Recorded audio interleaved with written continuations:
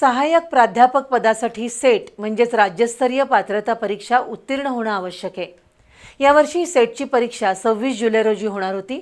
मात्र याच कालावधीत MPSC परीक्षा आणि आषाढी वारी आल्यानं सेट परीक्षा 6 सप्टेंबर रोजी घेण्याचं निश्चित करण्यात आलं होतं।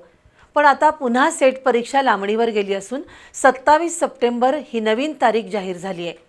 परीक्षा वारंवार लांबत चालल्यानं विद्यार्थी मात्र अस्वस्थ आहेत। सहाय्यक प्राध्यापक पदासाठी सेट म्हणजेच राज्यस्तरीय पात्रता परीक्षा आवश्यक असते। यावर्षी 26 जुलै रोजी सेट परीक्षा होईल असं सुरुवातीला जाहीर झालं।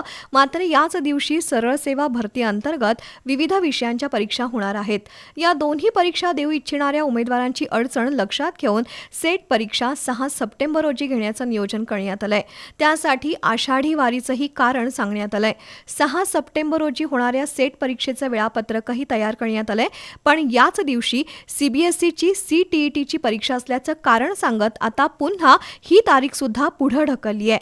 आता 21 दिवस लांबणीवर जात सेट परीक्षा 27 सप्टेंबर रोजी होणार असल्याचं जाहीर झालंय।